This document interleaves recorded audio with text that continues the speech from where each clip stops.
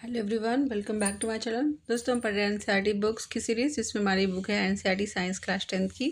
आइए स्टार्ट करते हैं अपना चैप्टर नंबर 10, ठीक है, जिसका नाम है human I and colourful world, है ना। बिना आई के हम ये कलरफुल वर्ल्ड देख नहीं सकते, है ना।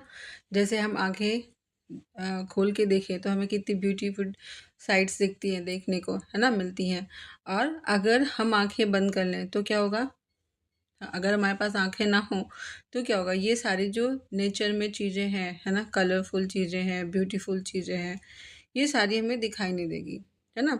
हमारे पास देखो सेंसरी ऑर्गन्स होते हैं, जैसे नाक है, स्किन है, कान है, हम सुन सकते हैं, है ना, बोल सकते हैं, किसी चीज़ को टच करके छू सकते हैं। लेकिन अगर हमें कोई किसी वस्तु का अगर कलर देखना हो तो हम बिना आंखों के नहीं देख सकते, है ना। तो ह्यूमन आई बहुत इम्पॉर्टेंट है, ठीक है। और हम इस चैप्टर में ह्यूमन आई के बारे में पढ़ेंगे और पढ़ेंगे कि कैसे वो फंक्शन करती है, ठीक है। और ह्यूमन आई में लेंस कैसे फंक्शन करता है, ठीक है। और जब आईज़ में प्रॉब्लम हो जाती है, कुछ विजन में वीकनेस हो जाती है ना, लो विज़न हो जाता है, तो हम कैसे उसको क्योर कर सकते हैं, कैसे उसका इलाज कर सकते हैं, सॉल्यूशन कैसे निकाल सकते हैं, ठीक है। तो पढ़ते हैं सबसे पहले ह्यूमन आई के बारे में। जो ह्यूमन आई है वो क्या है? वो मोस्ट वैल्यूएबल थिंग है ना। सेंसिटिव सेंस ऑर्गन है, ठीक है। अब ये क्या करता है? ये हमें वंडरफुल वर्ल्ड को देखने में क्या करता है? हेल्प करता है। बिना इसके हम वंडरफुल वर्ल्ड को देख ही नहीं सकते, ठीक है। कितने कलरफुल रेनबो होते हैं, है ना, प्लांट्स के कलर कैसे होते हैं, इवन हमारे कपड़ों के कलर हम कैसे चूज़ करेंगे बिना आँखों के? तो पॉसिबल नहीं है ना। जब हम आँखें बंद करते हैं, है ना, तो हम आप ऑब्जेक्ट को आइडेंटिफ़ाई कर सकते हैं, उसे छू के, स्मेल करके, है ना, उसके साउंड को फ़ील करके, ठीक है। या फिर हम उसको टच करके उसको समझ सकते हैं कि ये क्या है। लेकिन जब कलर की बात आती है तो identify colour while closing the eye. हम आँखें बंद करके किसी भी ऑब्जेक्ट का कलर नहीं चूज़ कर सकते, है ना, आइडेंटिफ़ाई नहीं कर सकते। तो जितने भी सेंस ऑर्गन्स हैं, उनमें से जो ह्यूमन आई है वो क्या है? मोस्ट सिग्निफिकेंट है, ठीक है। ये क्या करता है? ये हमें ब्यूटीफुल कलरफुल वर्ल्ड को देखने में हेल्प करता है, ठीक है। जो ह्यूमन आई है वो कैसे बिहेव करती है? लाइक अ कैमरा, ठीक है। वो कैमरे की तरह बिहेव करती है। इसमें जो लेंस होते हैं, है ना, वो क्या करता है? लेंस सिस्टम वो इमेज बनाता है लाइट सेंसिटिव स्क्रीन पे, जिसको हम क्या बोलते हैं? रेटिना बोलते हैं, ठीक है। ये जो रेटिना है, ये, ठीक है, ये क्या है? ये लाइट सेंसिटिव स्क्रीन है। जैसे एक पर्दा होता है ना। जैसे हम अगर प्रोजेक्टर देखें तो एक पर्दे पे इमेज आती है, तो वैसे ही जो लाइट हमारी आंखों में एंटर करती है, वो उसका जो इमेज बनता है, कहाँ बनता है? हमारे रेटिना पे, ठीक है। तो ये क्या है? लाइट सेंसिटिव स्क्रीन है, ठीक है। जब लाइट आंखों से एंटर करती है तो क्या होता है? एक थिन मेम्ब्रेन से एंटर करती है, जिसको हम बोलते हैं कॉर्निया, ठीक है। कितना गंदा हो जा रहा है ये जो है। It forms the transparent bulge on the front surface of eye ball as shown in this figure, है ना। ये क्या करता है? एक उभरा हुआ स्ट्रक्चर बनाता है आई के सबसे सामने, ठीक है। जो आई बॉल है वो कैसा होता है? उसका शेप कैसा होता है? लगभग स्फेरिकल, एक बॉल की तरह होता है, ठीक है। इसलिए इसको आई बॉल भी बोलते हैं शायद, है ना। और ये जो आई बॉल है, इसकी जो रेडियस है वो कितनी होती है? अप्रॉक्स 2.3 सेंटीमीटर, ठीक है। इतने रेडियस का एक बॉल जैसा स्ट्रक्चर होता है हमारा आई। जो रिफ्रैक्शन होता है लाइट का, ठीक है। वो कहाँ होता है? Occurs at the outer surface of cornea, cornea के आउटर सरफेस पे से रिफ्लेक्शन होता है।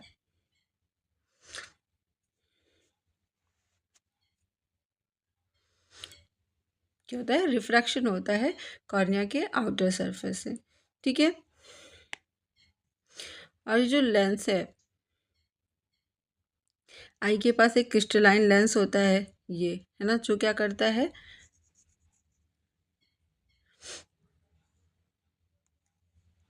ये क्या करता है, ये एक एडजस्टमेंट प्रोवाइड करता है of focal length required to focus object at different distance on retina, है ना। ये क्या करता है, लेंस एडजस्ट होके क्या करता है, जो हमारी लाइट्स आ रही हैं उसको क्या करता है, फोकस कराता है, कहाँ पे? रेटिना पे, जिससे क्या हो, हमें उस ऑब्जेक्ट की इमेज मिल पाए, ठीक है। और ये जो स्ट्रक्चर है ये वाला, इसको क्या बोलते हैं? आइरिस बोलते हैं। आइरिस का क्या काम है? ये क्या होता है? कॉर्निया के पीछे होता है, ठीक है। आइरिस क्या करता है? ये डार्क मस्कुलर डायफ्राम है, ठीक है, जो कंट्रोल करता है किसको? प्यूपल के साइज को। ये जो प्यूपिल है ना, जो होल होता है, उसकी साइज को ये क्या करता है? कंट्रोल करता है, ठीक है। प्यूपिल क्या करता है? प्यूपिल रेगुलेट करता है और कंट्रोल करता है कि लाइट का कितना अमाउंट हमारे लेंस तक जाएगा और कितना नहीं जाएगा, अकॉर्डिंग टू जो ऑब्जेक्ट की डिस्टेंस है उसका इमेज बनाने के लिए जितना ज़रूरत होगी उतना ही लाइट एंटर कर, ठीक है।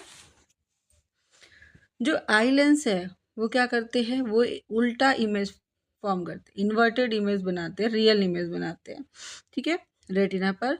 फिर जो रेटिना है ये क्या है? एक डेलिकेट मेम्ब्रेन है, जिसमें क्या होता है, enormous number of light sensitive sales होती हैं, ठीक है, जिसमें सेल्स होती है जो क्या होती है, लाइट सेंसिटिव होती हैं। और ये जो सेल है वो क्या करती है? वो एक्टिवेट करती हैं इल्यूमिनेशन को, ठीक है, जो क्या करता है, जनरेट करता है इलेक्ट्रिकल सिग्नल्स को, है ना। जैसे हमारी न्यूरॉन्स इलेक्ट्रिकल सिग्नल्स को पास करती हैं, ठीक है। हमारी जो रेटिना है उनमें भी जो सेल्स हैं वो क्या करती हैं, इलेक्ट्रिकल सिग्नल्स को जनरेट करती हैं। और ये जो सिग्नल्स हैं ये क्या करते हैं, ये हमारे ब्रेन तक भेजे जाते हैं, किसके थ्रू? Via optic nerve. हमारे पास जो नर्व है, ऑप्टिक नर्व है, उसके थ्रू ये भेजी जाती, कहाँ पे? ब्रेन तक। और जो ब्रेन है वो इस जो हमारे पास जो इम्पल्सन भेजा गया है ना, इलेक्ट्रिकल सिग्नल्स भेजे गए हैं, उसको वो इंटरप्रेट करता है, डिकोड करता है कि ये क्या है, ठीक है। और फाइनली वो क्या करता है? प्रोसेस करता है इंफॉर्मेशन को, कि जो इंफॉर्मेशन हमें रिसीव हुई है, जो इम्पल्सन भेजा गया है, इम्पल्स भेजे गए हैं, वो किस ऑब्जेक्ट का है, ठीक है, और वो कैसा है। जैसा वो ऑब्जेक्ट होगा, जैसा इम्पल्स गया होगा, वैसा ही डिकोड करके हमारा जो ब्रेन है वो डिकोड करके भेज देता है वापस, ठीक है। पावर ऑफ अकोमोडेशन क्या है? देखो, जो आई लेंसेज होते हैं ना, वो क्या करते हैं, वो अपने आप को एडजस्ट करते रहते हैं, ठीक है। जैसे हमारे पास ऑब्जेक्ट पास में है, दूर में है, उसके अकॉर्डिंग आई लेंस अपने आप को एडजस्ट करते हैं। ये जो एडजस्टमेंट है इसी को हम बोलते हैं एकोमोडेशन, ठीक है। तो इसके बारे में डिटेल में पढ़ते हैं, पावर ऑफ एकोमोडेशन क्या है। जो आई लेंस है वो क्या करता है, वो किससे बना है? वो फाइब्रस जेली लाइक मटेरियल से बना है। इसका जो कर्वेचर है वो मॉडिफाई होता रहता है, ठीक है, किसके द्वारा? सिलेरी मसल्स के थ्रू, ठीक है। सिलेरी मसल्स कहाँ होती हैं? ये हमारे आँखों में, ठीक है, ये रही, है ना। ये क्या करती है? ये हमारे लेंस को एडजस्ट करते रहते हैं, ठीक है। और जो कर्वेचर है आई लेंस का वो क्या हो जाता है, वो चेंज होता रहता है ना। और ये जब कर्वेचर चेंज होगा तो क्या होगा, उसका जो लेंस का जो फोकल लेंथ होगा वो भी क्या होगा, चेंज होगा। हमने प्रीवियस चैप्टर में पढ़ा था, है ना। जब मसल्स जो है वो रिलैक्स हो जाएंगी, ठीक है, तो लेंस क्या हो जाएगा, पतला हो जाएगा। ठीक, तो इससे क्या होगा, उसका जो फोकल लेंथ है वो इंक्रीज हो जाएगा, है ना। ये क्या करता है, ये हमें इनेबल करता है to see distant object clearly. जो दूर की चीज़ें हैं उसको हम क्लियरली देख सकते हैं, ठीक है। लेकिन जब क्या हो, जब हम आंखों के पास से ऑब्जेक्ट को देख रहे होते हैं तो ये जो सिलेरी मसल्स ये क्या करती थी, कॉन्ट्रैक्ट कर जाती है, सिकुड़ जाती है। तो इससे क्या होता है, जो हमारा कर्वेचर है वो बढ़ जाता है, लेंस का जो कर्वेचर है वो बढ़ जाता है, जिससे क्या होता है, लेंस की जो लेंस जो है वो थिक हो जाता है, मोटा हो जाता है, ठीक है। और जो उसका फोकल लेंथ हो जाएगा वो क्या हो जाएगा, डिक्रीज कर जाएगा, कम हो जाएगा। तो इससे क्या होगा, जो हमें पास की चीज़ है वो दिखाई देगी, ठीक है।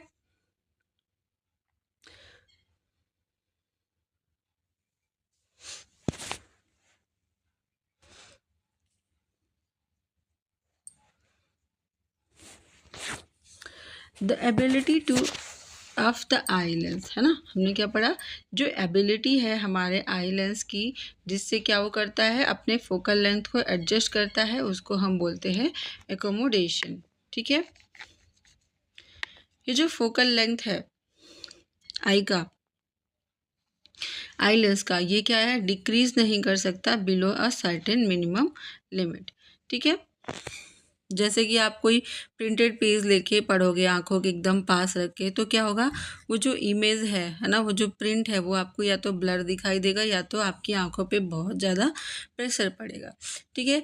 तो एक कंफर्टेबल, किसी ऑब्जेक्ट को कंफर्टेबली देखने के लिए जो मिनिमम डिस्टेंस होती है नॉर्मल आई की, वो कितनी होनी चाहिए, 25 सेंटीमीटर होती है, ठीक है, फ्रॉम आई।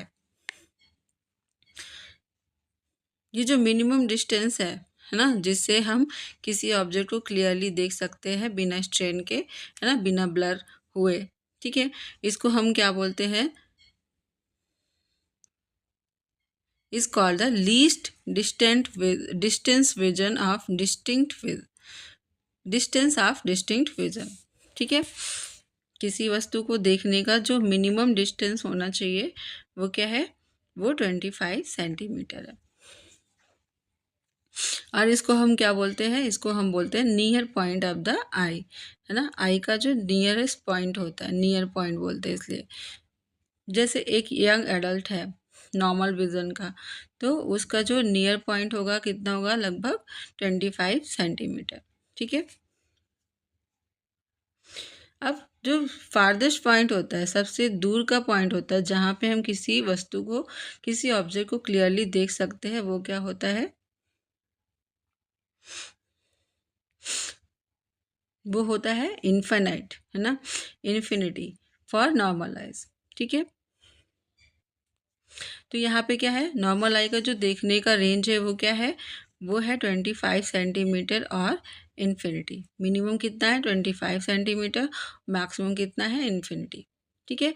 कभी कभी क्या होता है कि जो क्रिस्टलाइन लेंस है लोगों का, वो क्या होता है, एज बढ़ने के साथ साथ वो थोड़ा सा मिल्की हो जाता है ओल्ड एज के टाइम में, है ना, मिल्की हो जाता है या फिर क्लाउडी हो जाता है, तो ऐसी कंडीशन को हम बोलते हैं कैटरैक्ट, ठीक है।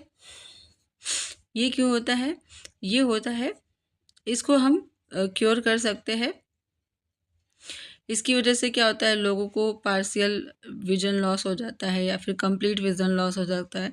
तो इसका क्योर ये है कि ये जो लेयर है ना, जो मिल्की लेयर होती है, उसको हम ऑपरेशन के थ्रू, सर्जरी के थ्रू बाहर निकाल सकते हैं, ठीक है। इसको मोतियाबिंद भी कहते हैं ना।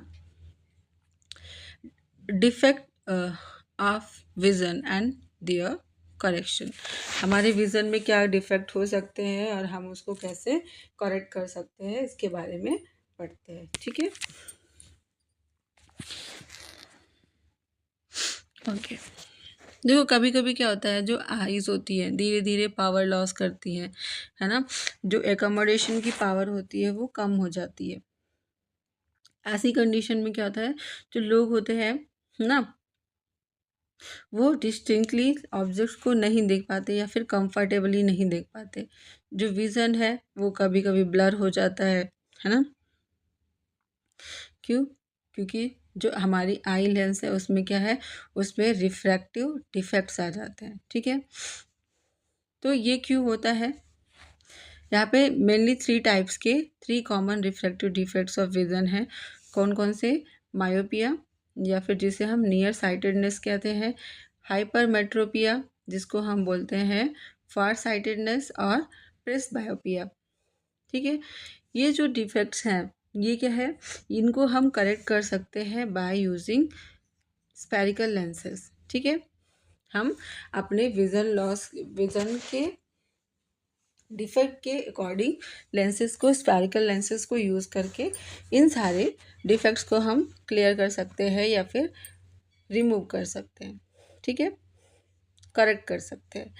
जैसे मायोपिया है, मायोपिया में क्या होता है, मायोपिया को हम नियर साइटेडनेस के नाम से भी जानते हैं।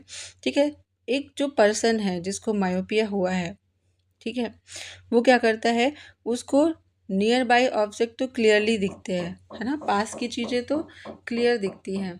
ठीक है, लेकिन जो दूर की चीज़ें हैं, जो किसी ज़्यादा डिस्टेंस पे रखी हुई चीज़ें हैं, ऑब्जेक्ट्स हैं, वो उनको क्लियरली नहीं दिखते। इसको हिंदी में बोलते हैं निकट दृष्टि दोष। ठीक है, ओके। तो इसका हम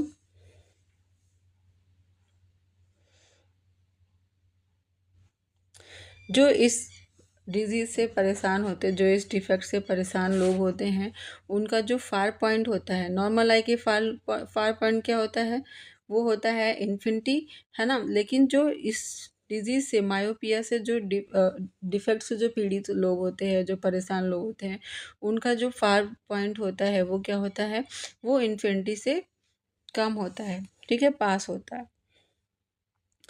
तो ऐसे में क्या होता है,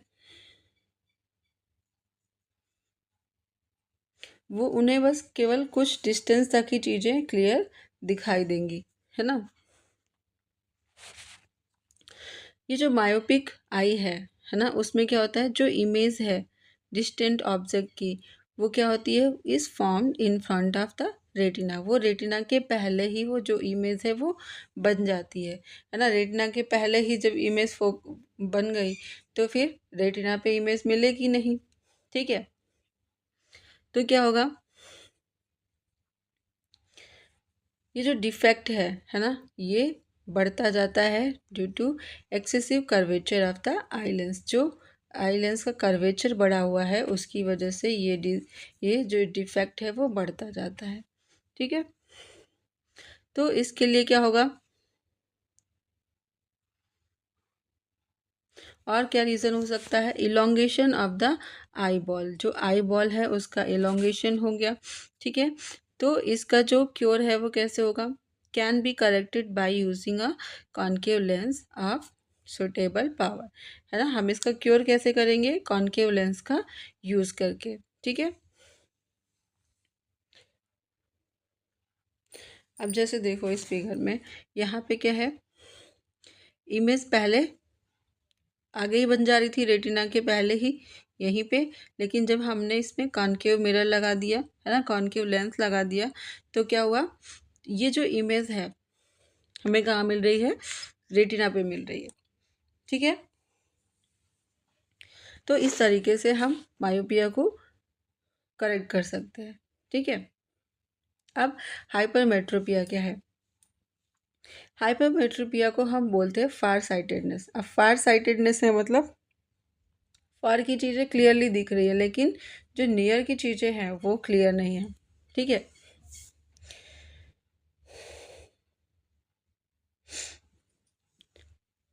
जो नियर पॉइंट है ना, the near point for the person is further away from the normal eye. जो नियर पॉइंट है वो क्या है, 25 सेंटीमीटर नॉर्मल पर्सन के लिए होता है, लेकिन जो हाइपरमेट्रोपिया से पीड़ित लोग हैं उनका जो क्या होगा, उनका नियर पॉइंट 25 सेंटीमीटर से ज़्यादा होगा। कभी कभी आपने देखा होगा लोग बुक्स को दूर रख के पढ़ते हैं, ठीक है।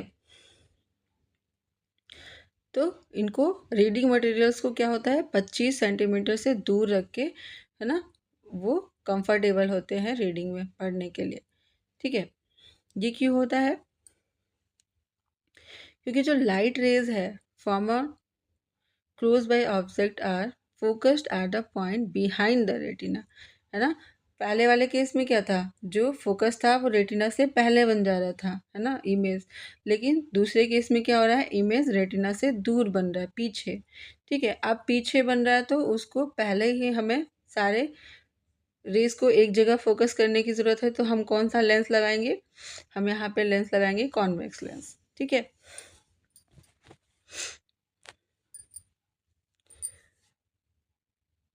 तो हम हाइपरमेट्रोपिया को कैसे ट्रीट करेंगे, कैसे इसका ट्रीटमेंट करेंगे, कॉन्वेक्स लेंस को यूज़ करके, ठीक है। जिससे क्या होगा, जो इमेज है वो रेटिना पे मिल जाएगा, ठीक है।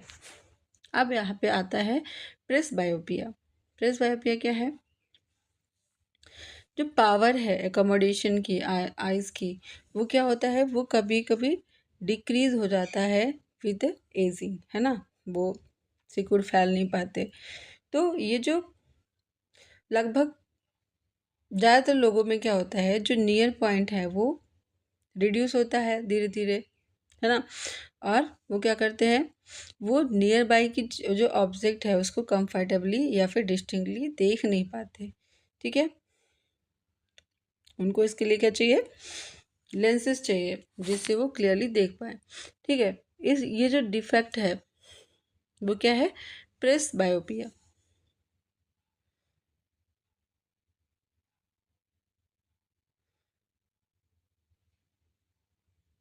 और ये किसकी वजह से होता है, due to the gradual weakening of the ciliary muscles. जो सिलरी मसल्स है अगर वो वीक हो गई तो उनका कॉन्ट्रैक्शन और जो उनका फैलाव है वो कम हो जाएगा, ठीक है। और जो आई लेंस है उसकी जो फ्लेक्सिबिलिटी है वो भी कम हो जाएगी। कभी कभी क्या होता है, पर्सन को दोनों चीज़ें एक साथ हो जाती हैं, मायोपिया और हाइपरमेट्रोपिया, मतलब उनको पास की चीज़ें भी नहीं दिखती और दूर की चीज़ें भी क्लियर नहीं दिखती। तो ऐसे जो लोग होते हैं उनको बाईफोकल लेंसेज की ज़रूरत होती है, ऐसे लेंसेज जो बाईफोकल हो, मतलब a common type of bifocal lens consist of both, है ना, जिसमें कॉनकेव लेंस भी होता है और कॉन्वेक्स लेंस भी होता है, ठीक है। जिसका अपर पोर्शन कंसिस्ट करता है कॉनकेव लेंस को और जो लोअर पोर्शन होता है उसमें होता है कॉन्वेक्स लेंस, ठीक है। तो जो अपर पोर्शन है कॉनकेव लेंस होने की वजह से क्या करता है, ये जो डिस्टेंट विजन है उसको फैसिलिटेट करता है, ठीक है। और जो लोअर पार्ट है उसमें कॉन्वेक्स लेंस होता है, तो इससे क्या होता है, ये नियर विजन को फैसिलिटेट करता है, ठीक है। आजकल क्या होता है, हम लेंसेज कॉन्टेक्ट लेंसेज का यूज़ करते हैं जो सीधे गॉगल्स में ना होके, हमारे चश्मों में ना होके सीधे आँखों में हम लगा सकते हैं, या फिर सर्जरी करके हम अपनी आइज़ को ठीक कर सकते हैं, ठीक है। आगे चलते क्या है,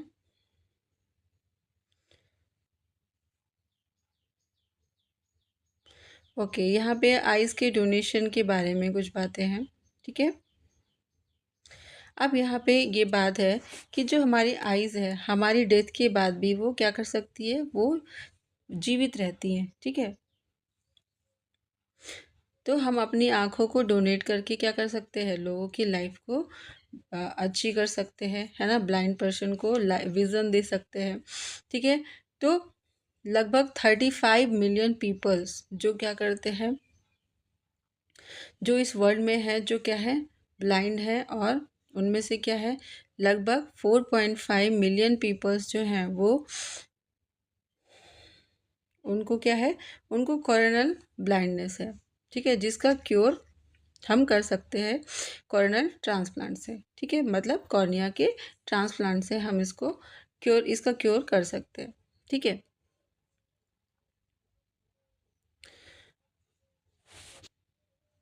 अब ये जो 4.5 मिलियन पीपल हैं, इसमें से लगभग 60% जो है वो बच्चे हैं below the age of 12 year.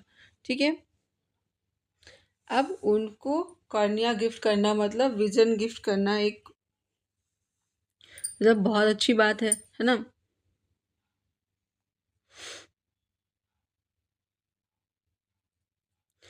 तो हम अपनी डेथ के बाद अपनी आइस अपनी कॉर्निया को डोनेट करके क्या कर सकते हैं, लोगों को विजन का गिफ्ट दे सकते हैं। ठीक है, तो आई डोनर जो होते हैं वो किसी भी एज से बिलोंग कर सकते हैं, किसी भी सेक्स के हो सकते हैं, मेल फीमेल, है ना। जिनके चश्मे लगे हैं वो भी ये कर सकते हैं। ठीक है, और जिनका कॉटरेक्ट से ऑपरेशन हुआ है वो भी कर सकते हैं। ठीक है, जो डायबिटिक हैं, जिनको हाइपरटेंशन है, जिनको अस्थमा है, अस्थमा के जो पेशेंट्स हैं वो भी क्या कर सकते हैं,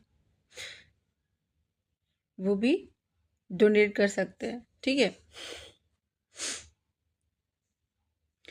और कौन डोनेट कर सकता है, जो आइज़ हैं वो क्या होती हैं, वो 4 to 6 आवर में आफ्टर डेथ वो रिमूव कर ली जाती हैं। ठीक है, और आई बैंक को इंफॉर्मेशन दे दी जाती है। जो आई बैंक है ना, वो उनकी टीम आती है, आइज़ को रिमूव करती है, या तो आपके घर पे करेगी या फिर हॉस्पिटल्स में करेगी। जो आई रिमूवल है वो 10 से 15 मिनट का काम है ना।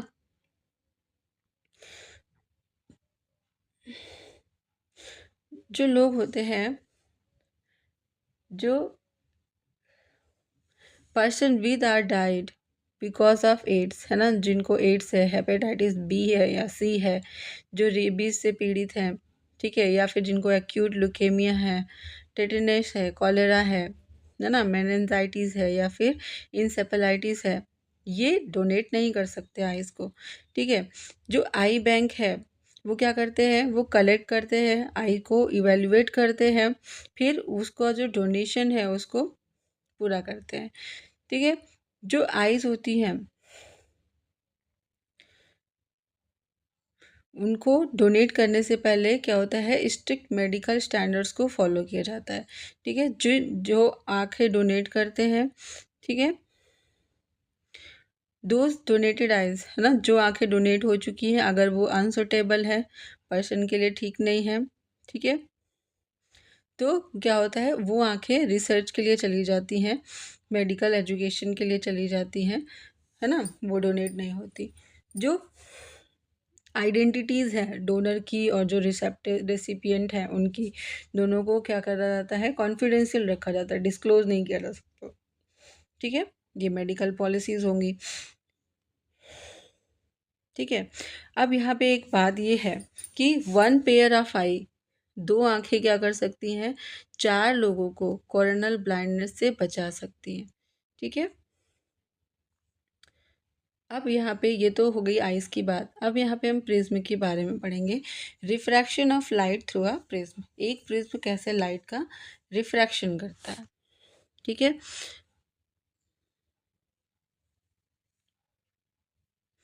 हमने प्रीवियस चैप्टर में पढ़ा था, जो रेक्टेंगुलर ग्लास स्लैब था उसमें से कैसे लाइट रिफ्रैक्ट हो रही थी, है ना, एक पैरेलल रिफ्रैक्टिंग सरफेस से, एज इन ग्लास स्लैब, जैसे हमने कि पहले देखा। जो इमर्जेंट रे है वो पैरेलल थी किसके, is parallel to the incident ray. तो however it is slightly displayed laterally. How would light get refracted through a transparent prism? Light एक ट्रांसपेरेंट प्रिज्म से कैसे रिफ्रैक्ट होगी, यहाँ पे हम एक ट्रायंगुलर ग्लास प्रिज्म को लेके उसको ऑब्जर्व करेंगे। ठीक है, जिसका बेस कैसा है, ट्रायंगुलर है। ठीक है, बेस ट्रायंगुलर है और वो लाइट को रिफ्रैक्ट कर रहा है।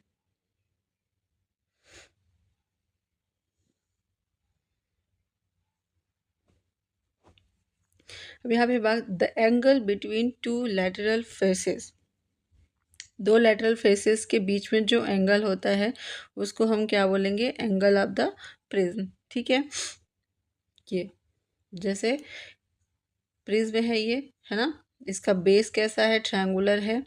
तो ये जो एंगल है दो रिफ्लेक्टेड फेसेस के बीच में, ठीक है, इसको हम बोलेंगे एंगल ऑफ प्रिज्म। ठीक है, तो हम यहाँ पे एक्टिविटी के थ्रू समझेंगे कैसे हम रिफ्रैक्शन देखते हैं इन triangular prism.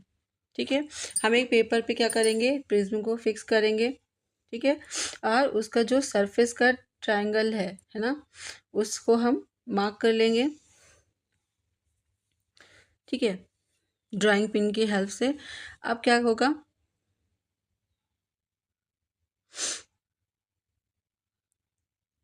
Place the glass prism on it in such a way that it rest on it's triangular basis, है ना, ट्रायंगुलर बेस पे उसको रेस्ट कराएंगे।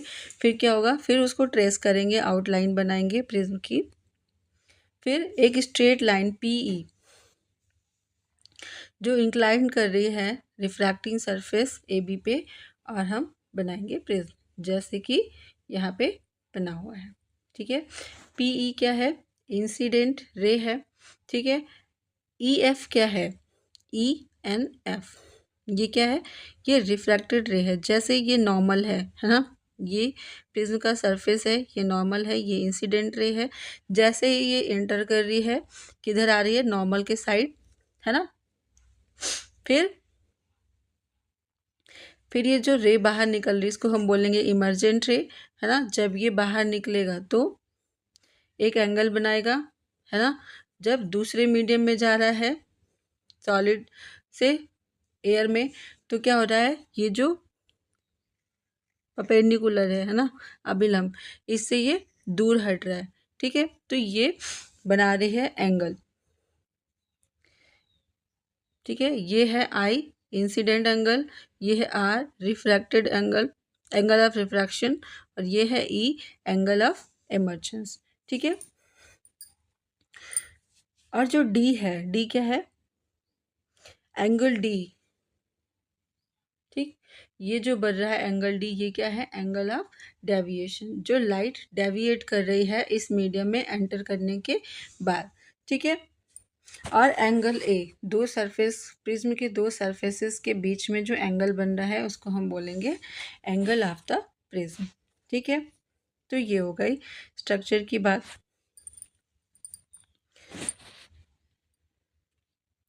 अब यहाँ पे क्या कर रहा है, look for the image of the pins fix at P and Q through the other face A C, है ना।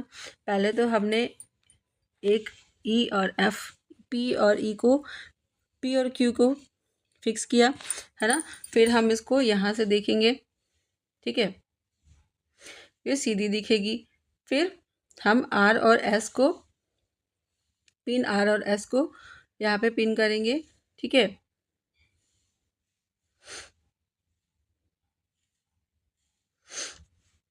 फिर अब एक स्ट्रेट लाइन मिलेगी। ठीक है, join and produce the point E R and S, R और एस को हम ज्वाइन करेंगे पिन को। ठीक है, पॉइंट्स को, फिर हम देखेंगे कि हमें एक स्ट्रेट लाइन मिल रही है। ठीक है, ये जो लाइंस हैं वो बाउंड्री पे मिलेंगे, है ना, meet the boundary of the prism E N F respectively. अब हम ई एन एफ को ज्वाइन कर देंगे, है ना। पहले पी क्यू बनाया हमने, ठीक है, फिर हमने आर एस को मीट करा सरफेस से, है ना। फिर हम यहाँ पे ई और एफ को भी मिला देंगे, तो हमें क्या मिल जाएगा, इंसिडेंट रे मिल जाएगी, है ना, रिफ्रैक्टेड रे मिल जाएगी, और ये मिल जाएगा इमर्जेंट रे। ठीक है, हमें सारे एंगल्स भी मिल गए। ठीक है, यहाँ पे क्या है, ये पे पी क्या है, इंसिडेंट रे है जो हम देख लिए, है ना। ई एफ क्या है, रिफ्रैक्टेड रे है, और जो एफ एस है वो क्या है, इमर्जेंट रे है। ठीक है, जो रे है लाइट की, है ना, वो क्या कर रही है, वो एयर से ग्लास में एंटर कर रही है। जो फर्स्ट सरफेस है ए बी, उस पे, है ना, जो लाइट रे है रिफ्रैक्शन का, on refraction has been towards the normal, bend towards the normal, वो किधर झुक रही है, नॉर्मल की तरफ। ठीक है, जो सेकेंड सरफेस है एसी में, है ना, एसी जो सेकेंड सरफेस है, ये यहाँ पे जो लाइट है कहाँ जा रही है, यहाँ पे ग्लास से एयर मीडियम में जा रही है, तो सॉलिड से कहाँ जा रही है, लिक्विड में। डेंस से ये जा रही है, डेंस मीडियम से किधर जा रही है, विरल माध्यम में जा रही है, सघन से विरल में, है ना। तो डेंस से लाइट मीडियम में जा रही है। तो क्या हो रहा है कि जो रे है, लाइट रे है, वो कहाँ होगी, वो जो हमारा जो परपेंडिकुलर है ना, ये इससे कहाँ जाएगी, इससे जाएगी दूर, है ना। आपने रिफ्रैक्शन पढ़ा होगा ना, लाइट एक मीडियम से दूसरे मीडियम जाती है तो परपेंडिकुलर के या तो दूर हटती है या तो उसके साइड में जाती है ना, उसके पास जाती है। तो वो डिपेंड करता है किस पे, मीडियम से। ठीक है।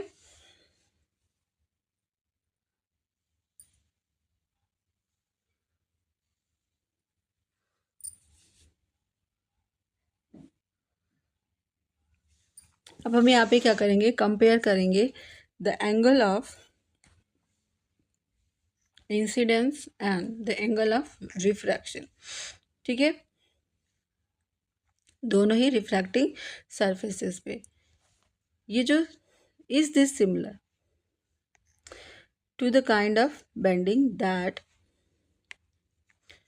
Occurs in glass slab. क्या ये दोनों सिमिलर है?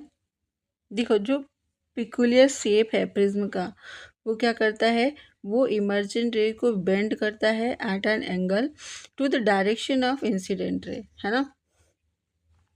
ये जो एंगल है उसको हम क्या बोलते हैं, एंगल ऑफ डेविएशन। ठीक है। और इस केस में हम इसको किससे रिप्रेजेंट कर रहे हैं, एंगल डी से। ठीक है।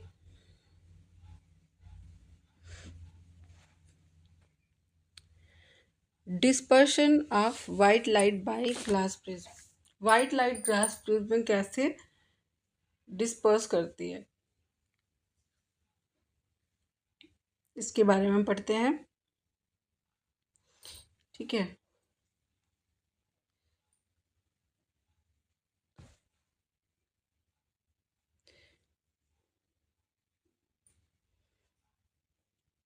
अब आपने रेनबो का कलर देखा होगा, तो रेनबो का कलर आता कैसे है,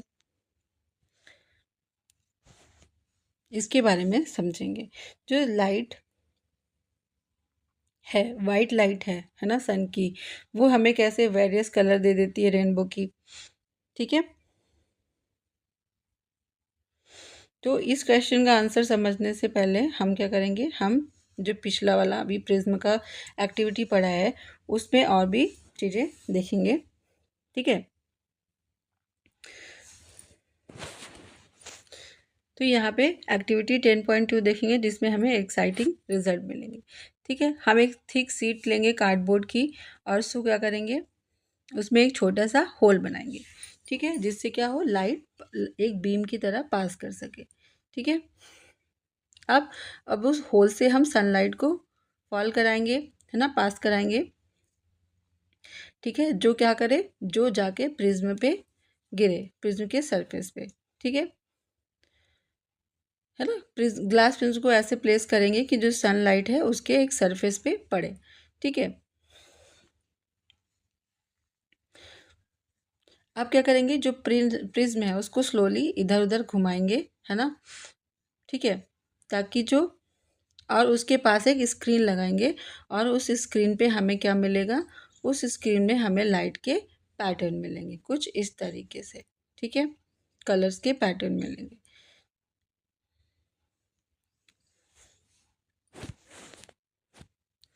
ये जो प्रिज्म है, ये क्या है, वो क्या करता है, स्प्लिट कर देता है जो इंसिडेंट वाइट लाइट थी। ये जो वाइट लाइट इंसिडेंट हो रही है प्रिज्म पे, वो क्या कर रहा है, इसमें जो कलर्स हैं उनको स्प्लिट कर दे रही है, डिवाइड कर दे रही है, और उसको एक पैटर्न में स्क्रीन पे वो हमें मिल जा रहा है। ठीक है। तो यहाँ पे जो कलर है उनको ऑब्जर्व करने की ज़रूरत है। स्टार्टिंग में जो कलर मिल रहा है वायलेट, और जो लास्ट में कलर मिल रहा है वो क्या है, रेड, है ना। इसको हम विबग्योर से भी समझ सकते हैं। Violet, indigo, blue, green, yellow, orange और रेड। ठीक है, तो हम नीचे से ऊपर जा रहे देख रहे हैं। ठीक है,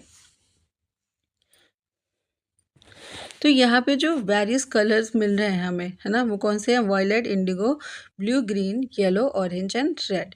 ठीक है, जिसको हम विबग्योर से लर्न कर सकते हैं। ठीक है, ये हमें रिमेम्बर याद रहेगा हमेशा, कलर का सीक्वेंस बताएगा।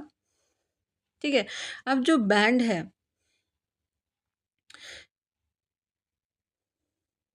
इसको हम क्या बोलते हैं? ये जो हमें मिला है कलर बैंड पूरा, इसको हम बोलते हैं स्पेक्ट्रम। ठीक है, इसको स्पेक्ट्रम बोला जाता है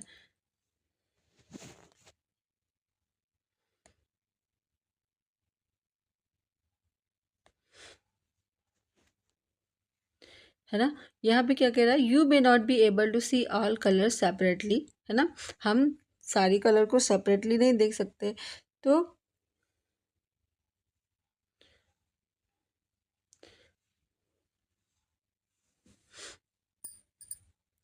ये जो स्प्लिटिंग है कलर का, लाइट कलर का, है ना, वाइट लाइट का, तो इसका जो स्प्लिटिंग है उस इनटू इट्स कंपोनेंट कलर, मतलब जितने उसमें कलर हैं उसमें डिवाइड करने का जो प्रोसेस है उसको हम बोलते हैं क्या? डिस्पर्सन। ये जो फिनोमिना है इसको बोला जाता है dispersion, splitting of light into its component colours. ठीक है, इसको हम बोलेंगे डिस्पर्सन।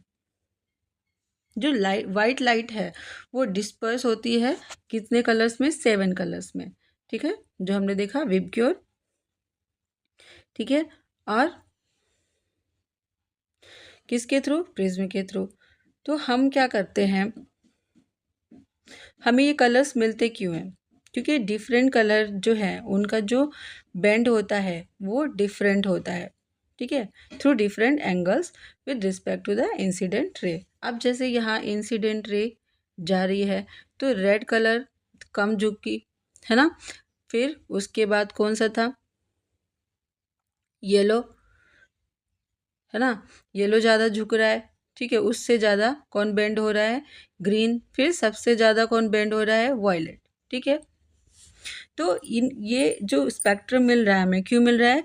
उनका जो एंगल ऑफ बेंड है, जिस एंगल से वो बेंड कर रही हैं उसके अकॉर्डिंग उनका जो हमें अलग अलग स्पेक्ट्रम मिल रहा है। ठीक है,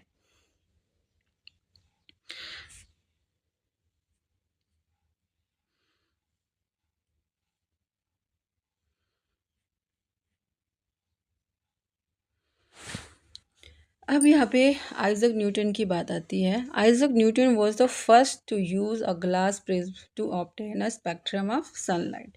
ये पहले पर्सन थे जिन्होंने ग्लास प्रिज्म का यूज़ किया था सनलाइट के स्पेक्ट्रम को फाइंड आउट करने के लिए। ठीक है, उन्होंने क्या करा?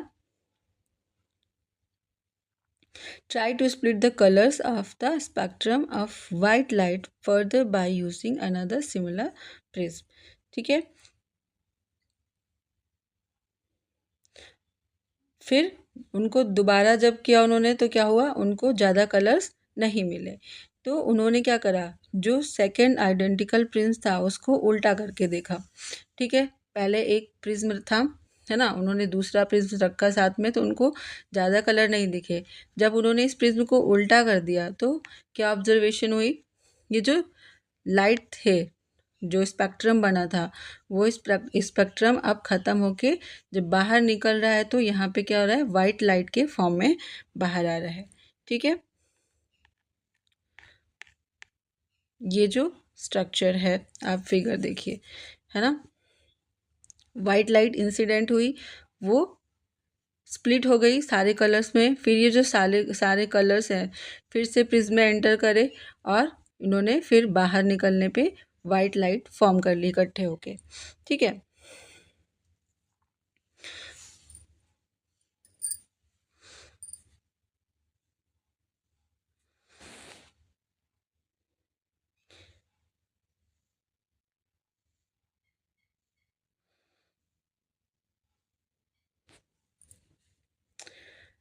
Any light that gives a spectrum similar to that of sunlight is often referred to as white light.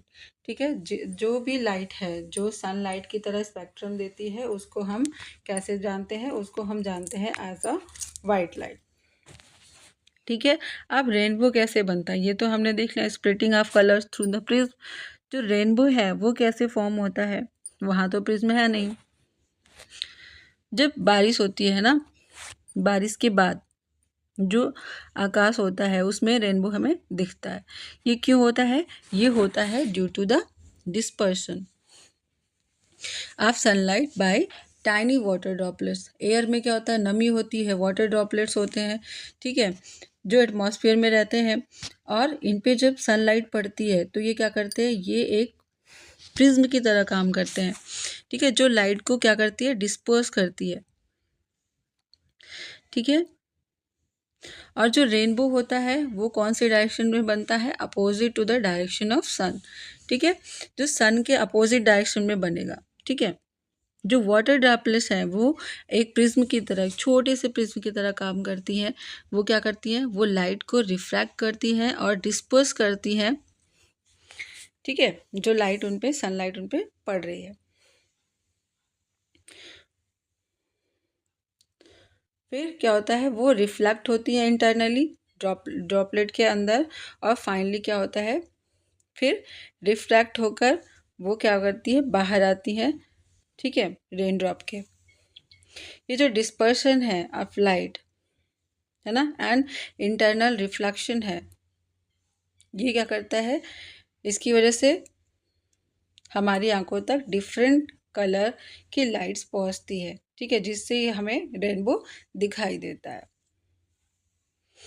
और रेनबो हमें कब दिखाई देता है, सनी डेज में, जब धूप हो, है ना, जब हम आकाश की तरफ देखते हैं वाटरफॉल से, या फिर वाटर के फाउंटेन के थ्रू देखते हैं, तो क्या हमें दिखता है, हमें ये रेनबोज दिख जाते हैं। ठीक है, जब कब कब दिखेंगे, जब सन हमारे पीछे हो। एटमॉस्फेरिक रिफ्रैक्शन क्या होता है, आपने ऑब्जर्व किया होगा कि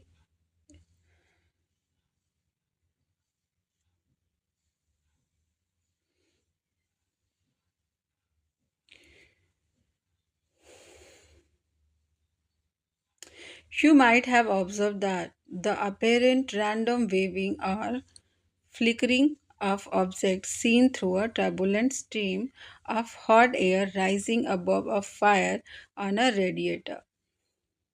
जो एयर है just above the fire becomes hotter, है ना, आग के ऊपर जस्ट जो एयर है वो क्या होगी, वो गर्म होगी, है ना,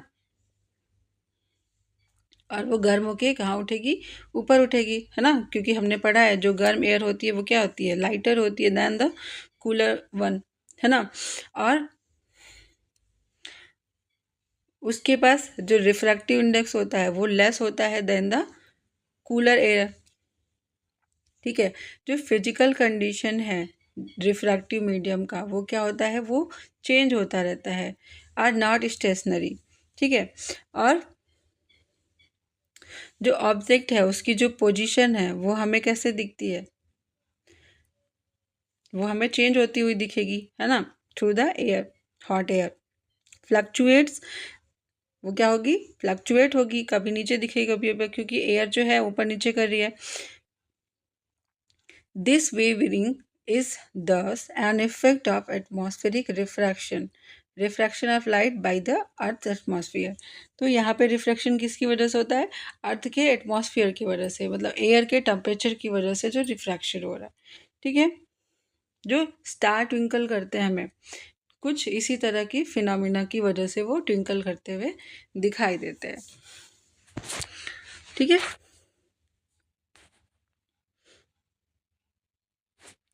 ट्विंकलिंग ऑफ स्टार्स, स्टार कैसे ट्विंकल करते हैं, क्या फिनोमिना होता है। जो ट्विंकलिंग स्टार होते हैं वो किसकी वजह से होता है, एटमॉस्फेरिक रिफ्रैक्शन ऑफ सनलाइट की वजह से। ठीक है, जो सनलाइट का रिफ्रैक्शन होता है एटमॉस्फेयर में उसकी वजह से। जो स्टार लाइट है, ठीक है, वो अर्थ के एटमॉस्फेयर में एंटर करती है ना, वो कहाँ जाती है, फिर अंडरगोज रिफ्रैक्शन कंटिन्यूअसली। ठीक है, जब तक वो हमारी अर्थ पर पहुंचेगा तब तक उसमें क्या होगा, बहुत सारा रिफ्रैक्शन हो चुका होगा। ठीक है, जो एटमॉस्फेरिक रिफ्रैक्शन है ना, वो क्या होता है, occurs in a medium of gradually changing refractive index. ऐसे मीडियम में होता है जहाँ पे रिफ्रैक्टिव इंडेक्स लगातार चेंज हो रहा है ना, जो एयर है वो कभी ठंडी है कभी गर्म है, तो उसका टेम्परेचर चेंज हो रहा है, रिफ्रैक्टिव इंडेक्स चेंज हो जा रहा है, तो उसका जो रिफ्रैक्शन है वो भी चेंज हो जा रहा है।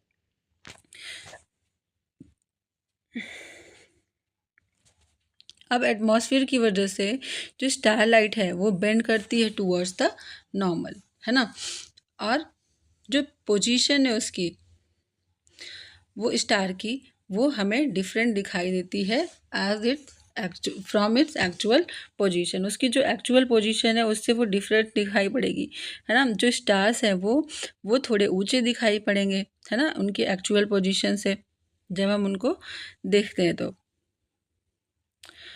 और फिर आगे क्या होता है, ये जो पोजीशन है, apparent position of the star, ये स्टेशनरी नहीं होता है ना, क्योंकि एटमॉस्फेयर में चेंजेस होते रहते हैं,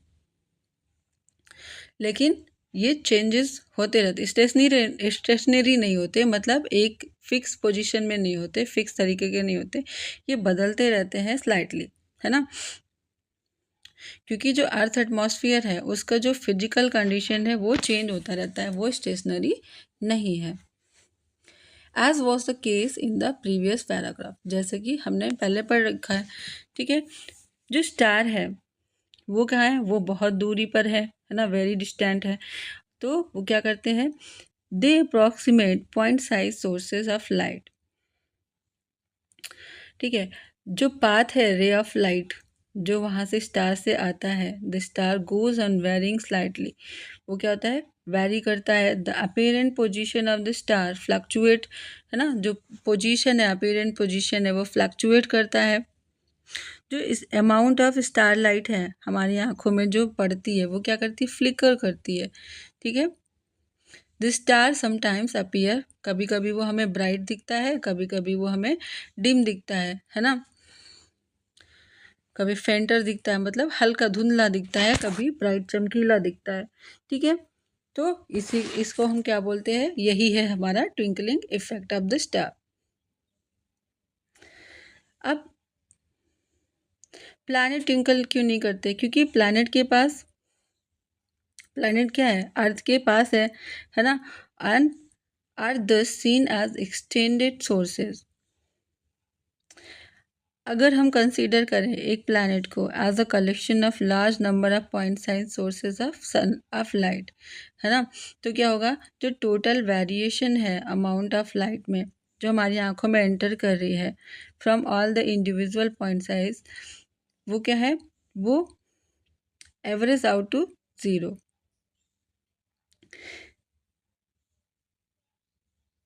तो इस वजह से क्या होता है, वो ट्विंकलिंग का जो इफेक्ट है उसको नलीफाई कर देते हैं, मतलब उसको जीरो कर देते हैं।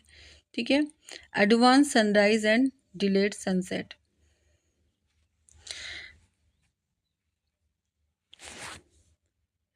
जो सन है ना, वो हमें विजिबल होता है 2 minutes before the actual sunrise, मतलब एक्चुअल सनराइज के होने से 2 मिनट पहले ही सन हमें दिखाई देने लगता है, और जब वो डूबता है तो सनसेट के 2 मिनट बाद तक वो हमें दिखाई देता है एटमॉस्फेरिक रिफ्रैक्शन के कारण। ठीक है, जो एक्चुअल सनराइज है, जब वो एक्चुअली क्रॉस करता है होराइजन को, एक्चुअल मीन द, अरे यार, by actual sunrise we mean the actual crossing of the horizon by the sun, जब वो होराइजन को क्रॉस कर लेता है। ठीक है, मतलब वो हमें दूर में उगते हुए दिखता है। ठीक है,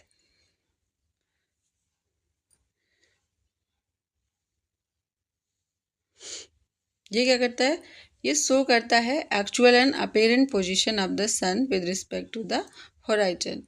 ठीक है, जो टाइम डिफरेंस है एक्चुअल सनसेट में और अपेरेंट सनसेट में, वो कितने का होता है, 2 मिनट का होता है।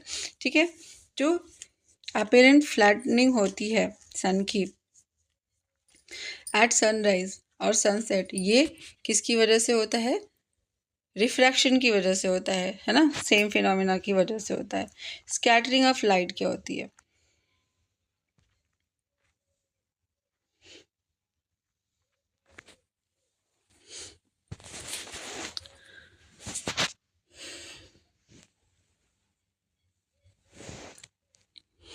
Interplay of light with objects around us give rise to several spectacular phenomena in nature.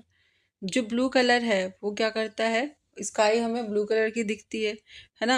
Water का जो डीप सी वाटर है, ठीक है, colour of water in deep sea, the reddening of the sun and sunrise and sunset are some of the wonderful phenomena.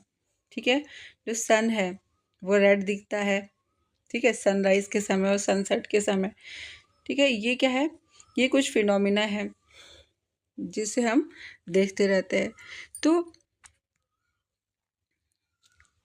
हमने previous class में देखा था कि जो लाइट है वो क्या करती है, वो स्कैटर करती है ना, किसके थ्रू? बाय कोलाइडल पार्टिकल्स के through. The path of beam of light passing through a true solution is not visible. जो पाथ है ना, वो नहीं दिखता। लाइट जो पास हो रही है उसका जो पाथ है वो हमें सोल्यूशन में नहीं दिखता। ठीक है, लेकिन जब हम कोलाइडल सोल्यूशन की बात करते हैं तो वहाँ पे ये पाथ हमें विजिबल होता है। ठीक है, टिंडल इफेक्ट क्या है? अर्थ का जो एटमॉस्फेयर है ना, उसमें क्या है, उसमें बहुत सारे माइन्यूट पार्टिकल्स मिक्स होते हैं, हेट्रोजिनस होते हैं, मतलब जिनकी साइज़ कम ज़्यादा होती है, छोटी बड़ी होती है। ठीक है, जो पार्टिकल होते हैं उसमें स्मोक भी होता है, वाटर ड्रॉपलेट्स होते हैं, सस्पेंडेड पार्टिकल्स होते हैं, डस्ट पार्टिकल्स होते हैं, है ना, और एयर के जो मॉलिक्यूल होते हैं, गैसियस मॉलिक्यूल होते हैं, वो होते हैं। तो जब लाइट उन पे स्ट्राइक करती है इन फाइन पार्टिकल्स के ऊपर, जो पाथ ऑफ बीम है वो क्या हो जाती है, विजिबल हो जाती है।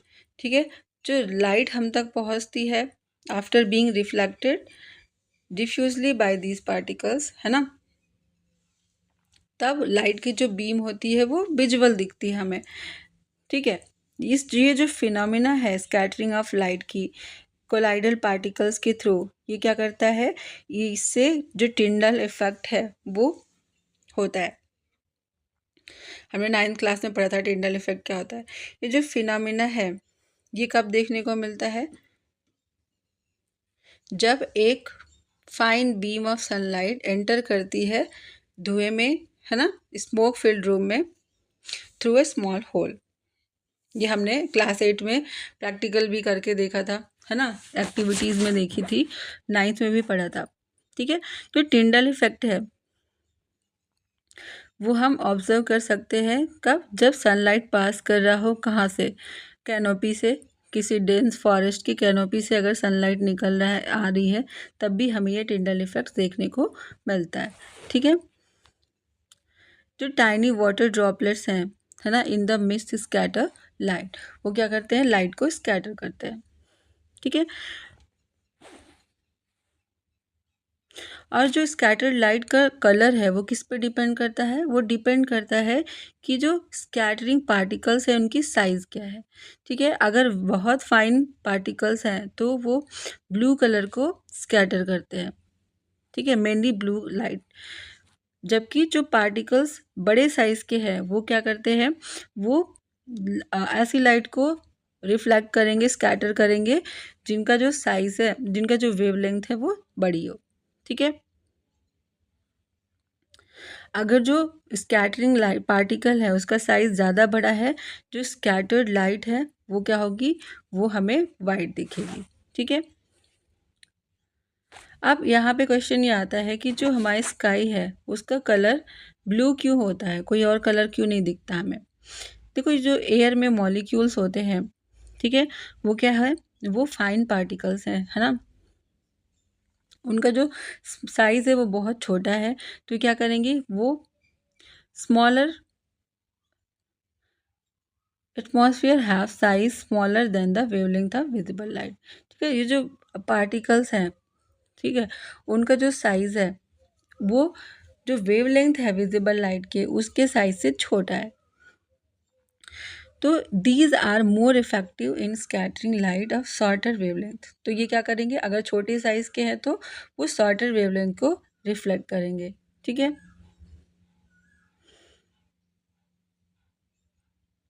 और शॉर्टर एंड पे शॉर्टर वेवलेंथ की लाइट क्या, लाइट कौन सी है, ब्लू कलर की लाइट। ठीक है, और जो लॉन्गर वेवलेंथ की लाइट है वो क्या है, रेड। ठीक है, जो रेड लाइट है उसका जो वेवलेंथ है लगभग कितना है, 1.8 times greater than the blue light. ठीक है, तो जो सनलाइट है पास हो रहा है एटमॉस्फेयर में, है ना, the fine particle in air, वो जो एयर में छोटे छोटे पार्टिकल्स हैं वो कौन सी लाइट को स्कैटर करेंगे, ब्लू लाइट को, क्योंकि ब्लू लाइट जो है उसका वेवलेंथ क्या है, कम है। ठीक है, जो स्कैटर्ड ब्लू लाइट है वो क्या करती है, हमारे आंखों में एंटर करती है। ठीक है, अगर हम अर्थ से देखें, अगर अर्थ के पास कोई एटमॉस्फेयर नहीं होता, ठीक है, तो कोई भी स्कैटरिंग नहीं होती, और जब स्कैटरिंग नहीं होती तो हमें स्काई का ब्लू कलर नहीं दिखता। ठीक है, हमें स्काई कैसे दिखता, फिर डार्क दिखता, अंधेरा दिखता। ठीक, जो स्काई है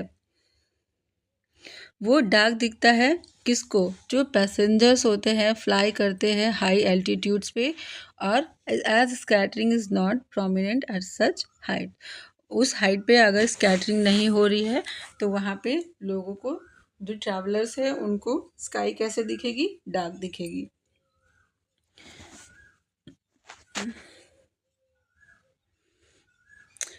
अब आपने कहीं पे डेंजर सिग्नल देखा होगा, है ना, कहीं पे, ये जहाँ पे इलेक्ट्रिसिटी वगैरह होती है या फिर जहाँ पे फैक्ट्रीज होती हैं, जहाँ पे हार्मफुल केमिकल्स निकलते हैं, तो वहाँ पे ऐसे सिंबल्स लगा रखते हैं।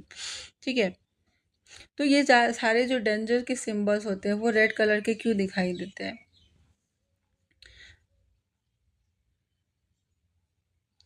तो इसका रीज़न ये है, जो रेड कलर है उसका जो स्कैटरिंग है वो सबसे कम होता है। ठीक है, बाय फॉग और स्मोक, तो इसकी वजह से क्या होता है, ये हमें इजीली दिख सकता है। ठीक है, दूर से भी हमें वो सेम कलर का दिख जाएगा, तो इसलिए ये जो सारे खतरे वाले सिंबल्स होते हैं कैसे बनाए जाते हैं, रेड कलर के बनाए जाते हैं। ठीक है, ताकि हम दूर से उसको पहचान पाए, देख पाए। ठीक है, तो ये था हमारा कंप्लीट चैप्टर।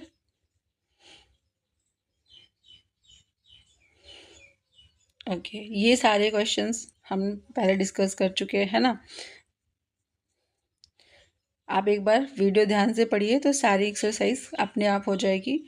ठीक है, बहुत इजी इजी क्वेश्चन है। वाई डू स्टार ट्विंकल्स, अभी हमने पढ़ा ट्विंकलिंग ऑफ स्टार, है ना। Why planets do not, explain why the planets do not twinkle, planets क्यों ट्विंकल नहीं करते, ये भी हमने देखा। Why does the sky appear dark, अगर हम बाहर से देखें ना, एस्ट्रोनॉट्स जब देखते हैं तो ब्लू की जगह ये डार्क क्यों दिखता है, उसका भी रीज़न हमने देखा, है ना। तो ये सारे क्वेश्चन ईजिली हो जाएंगे। ठीक है, आपको ये वीडियो कैसा लगा कमेंट सेक्शन में बताइएगा। Thank you very much for discussion.